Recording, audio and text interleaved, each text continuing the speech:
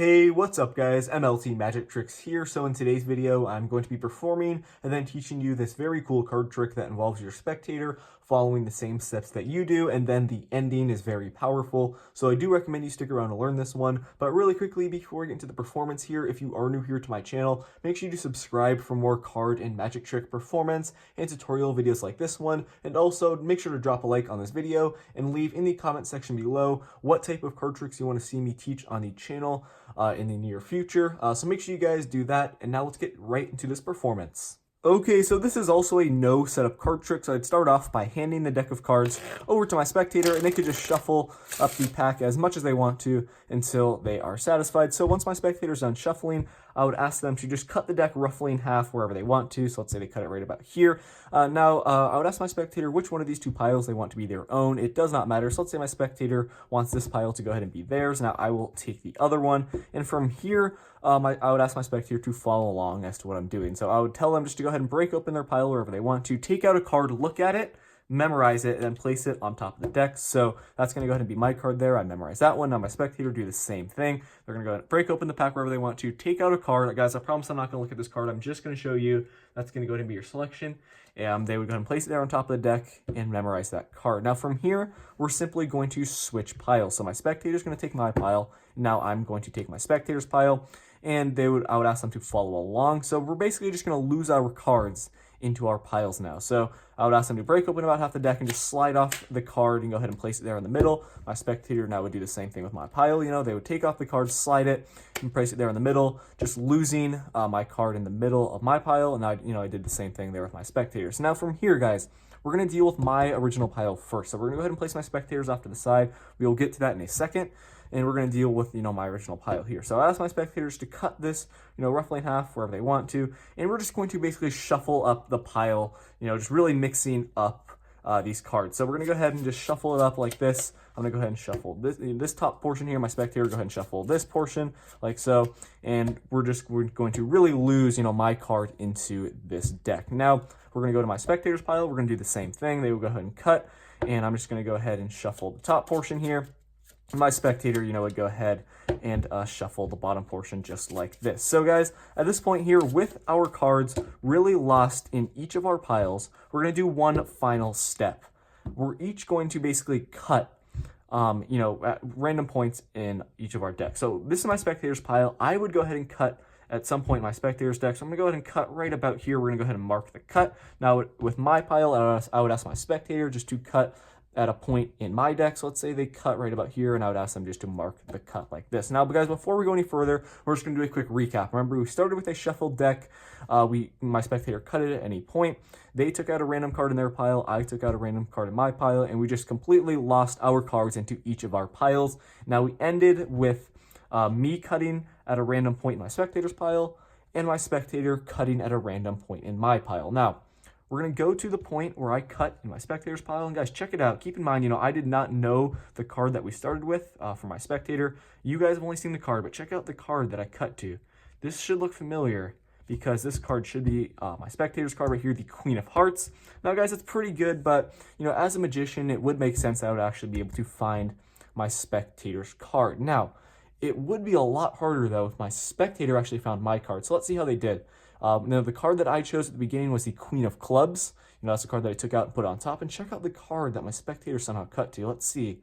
Right here should be the Queen of Clubs, just like that. So, guys, that is the card trick. I really hope you enjoyed this one. And if you want to learn how to do this very impossible no setup card trick, make sure to stick around for the tutorial. Okay, so I really hope you guys enjoyed that card trick. And also, if you are wondering, for this video, I am using the Theory 11 National Deck of Cards, just if you guys are curious. And now let's get straight into the tutorial for this card trick. So you're going to start off just by having your spectator shuffle up the deck. This is a completely impromptu card trick, which is really great. Now, once your spectator's done shuffling, you're going to have them cut the deck in half wherever they want to. It does not matter. So let's say your spectator cuts right about here.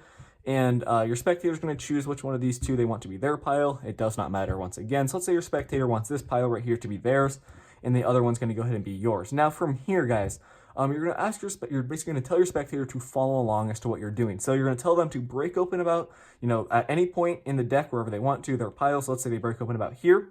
Then you're going to tell them to go ahead and take out the card, and you're going to be doing this.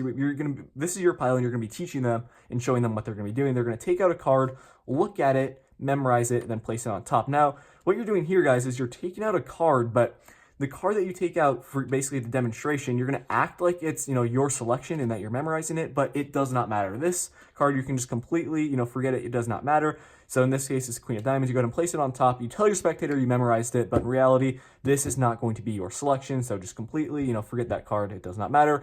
Now, once you've told your spectator you memorized a card, they're going to go ahead and do the same thing. They take out a card at any point. They just take it out, look at it. They memorize their card. Make sure you tell them to memorize their card and make sure you don't look at it. So they're going to memorize the 2 of Diamonds and just tell them to place it on top of their pile. Now from here, you guys are going to switch piles. So you're going to tell your spectator, okay, I'm going to take your pile and you are going to take mine. And now from here, you're going to say, okay, you're going to follow along as to what I'm doing. So what you're doing here, guys, is acting like you're going to slide off their card and place it in the middle of their pile, completely losing it. But in reality, you're going to do this move here. I have done this move before on the channel where you basically act like you're sliding off the top card and losing it, but in reality, you're not. So you open about half the deck. You're gripping the bottom portion here like this. You're going to use your middle finger to, in reality, slide off this bottom card in the top portion with your thumb grazing over their selection. So in slow motion, this is what it looks like. You're acting like you're sliding off the top card. So you're going to kind of turn the deck up towards you and pull down at the same time as you're doing the move, but you're really sliding off that card in this top pile here. It's just a random card like that. But if you do that move quickly like this, it looks like you're sliding off the top card, but in reality, it's still on top. Their selection is still on top. So make sure you guys practice that move and make it look convincing. Now at this point, your spectator thinks that their selection is lost in the middle of their pile. Now from here, you're going to tell your spectator, okay, go ahead and do the same thing. Just slide off the top card, which is my card, and lose it. Now your spectator's really going to do it. They're going to slide off the card right here, which they think is their card, is your card, remember guys. But that Queen of Diamonds is just, it does not matter. It's just a random card. But they think it is your selection. They're not going to look at it. They just slide it off one more time. They open up their pile, slide it off, place it in the middle, and you're ready to move on. Now at this point, you're going to say, okay, with your pile right here, we're just going to place it off to the side. We're going to get to that in a little bit, and basically in just a second, but we're going to deal with my pile here. So you're going to go ahead and bring it right here in the center, and you're going to have your spectator cut this pile in half. And you're going to go ahead and take the top. Actually, it really doesn't matter, but just to make it consistent, go ahead and take the top portion of cards here once your spectator has cut your pile. And you're going to tell them, just go ahead and shuffle the bottom portion here. I really just want to lose my card in the middle. That's what you're going to say. But in reality, guys, this is what you're doing. It's really important. You basically need to memorize one of the cards here. So this is what I did in the performance. I went ahead and just kind of turned the deck like this. You're going to memorize 8 of hearts, 8 of hearts, 8 of hearts. Keep that in your head. And all you need to do is just shuffle that 8 of hearts. It's right here on the bottom. You're going to literally shuffle that right there to the top, like that, 8 of hearts, and this is going to be your real selection, okay? So it's really simple there. You cut, you're going to go ahead and look at that bottom card casually, just kind of turn the deck like up like this. You take a glance at it, and just literally shuffle that to the top, and boom, that's going to go ahead and be your selection. And in the meantime, your spectator's really not going to notice that because they are going to be shuffling the bottom portion. You go ahead and place this bottom portion directly on top, and now you say, okay, my card is now for sure lost in my pile, but in reality, guys, your real selection that you memorized, the 8 of hearts, is on top of the deck. Now, you're going to go over to your spectator's pile. You're going to say, okay, go ahead and cut it, just like this, and you're going to want to take the top pile. Make sure you are consistent with this. You're going to want to take the top pile because, keep in mind, their selection, 2 of Diamonds, is really on top of the deck, and you basically just need to keep the card on top. So what I did in the performance is pretty simple. I literally just slid it off, did some overhand shuffles, brought it there to the bottom, and brought it right back to the top like that.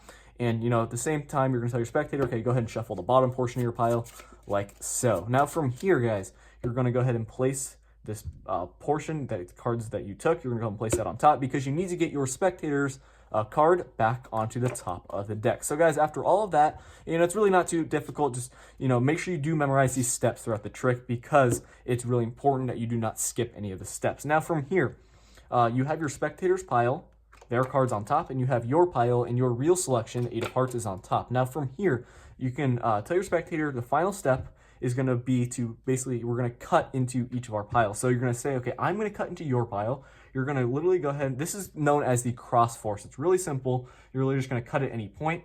Mark the cut like this, but in reality, you're literally just marking that top card. So you're going to go ahead and mark the cut. Now you tell your spectator, okay, go ahead and cut into my pile. Wherever you want to, do the same thing. Make sure you mark the cut. They go ahead and cut at any point, and they're going to mark the cut like this. Now, guys, if you have an attentive spectator, I would not recommend doing this cross force. I'll explain another force you can do in just a second, but guys, 99% of the time, your spectator's really not going to pick up on what you're doing here, and to make it even more convincing and kind of distract them, you're going to do a recap of the trick, just basically explain that we started with a shuffle deck, we split it into two piles, we each chose a card, and we completely lost our cards into our respective piles. That will get their attention off of what you have just done here. Now, once you have done that, you're going to go ahead and go to your spectator's pile. You're going to say, okay, check out the card that I cut to. Boom, you'll show them that you cut to their card at the beginning of the trick. And now you can say, okay, that was pretty good, but, me being the magician, it would make sense I would actually, find your card. Now you're going to say, okay, check out the card that you cut to in my pile. Before you reveal the card, you need to tell them what your selection was. And remember, it was the 8 of hearts. That was your real, selection. So you're going to say, my card was the 8 of hearts. That was the card that I saw at the beginning of the trick. And now you're going to basically tell your spectator to lift up and show them that they cut to your selection, 8 of hearts.